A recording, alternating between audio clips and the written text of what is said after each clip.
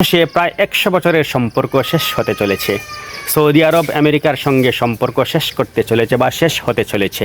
এর বেশ কিছু কারণ রয়েছে। সৌদি আরব মনে করছে যে হোয়াইট হাউসের অদূরদর্শিতা এবং যুদ্ধ পরিকল্পনার ব্যর্থতার জন্য তাদের ভুগতে হবে। সৌদি আরব সহ মধ্যপ্রাচ্যের দেশগুলোকে আমেরিকার ভুলের খেসারত দিতে হবে।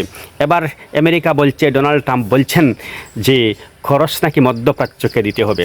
এছাড়াও ঘন ঘন ডোনাল্ড ট্রাম্প বলছেন যে ইরানের বিদ্যুৎ কেন্দ্রে তিনি হামলা চালাবেন। যদি এমনটা হয় তাহলে সৌদি আরব মনে করছে যে প্রতিশোধ স্বরূপ সৌদি আরবের তেল শোধনাগার, তেল স্থাপনা বা জল বিশুদ্ধকরণ স্থাপনায় হামলা করবে, প্রতিশোধ নেবে ইরান।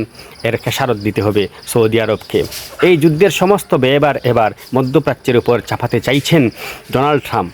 তিনি এটাও বলছেন, সদম্বে বলছেন যে সৌদি প্রিন্স সালমান আমার নিতম্ব তো আপনারা বুঝতে পারছেন, তশরিফ, আমার তশরিফে সে চুম্বন করেছে, কাজেই আমি যা বলবো তাকে মাথা পেতে নিতে হবে।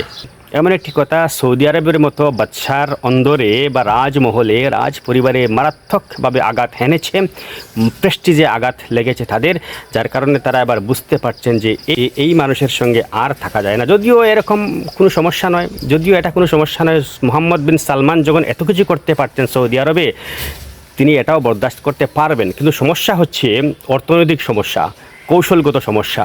এই কৌশলগত সমস্যার কারণে একদিন বিপদে পড়তে হতে পারে সৌদি আরবকে, যার কারণে তারা এখন চাইছে যে আমেরিকার সঙ্গ ছাড়তে, এবং বেজায় ছুটেছেন আমেরিকার উপর।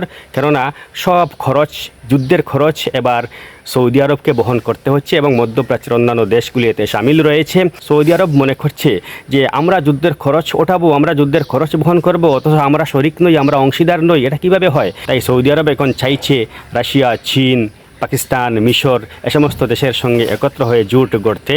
আর ওই সমস্ত দেশের সঙ্গে যদি সৌদি আরবের জোট হয়ে যায় তাহলে কিন্তু আমেরিকার সঙ্গে আর অটোমেটিক্যালি জোটটা ছিন্ন হয়ে যায়। এবার এক এক করে সকল থেকে আলাদা হয়ে যাচ্ছেন, একগরে হয়ে যাচ্ছেন আমেরিকার প্রেসিডেন্ট ডোনাল্ড ট্রাম্প।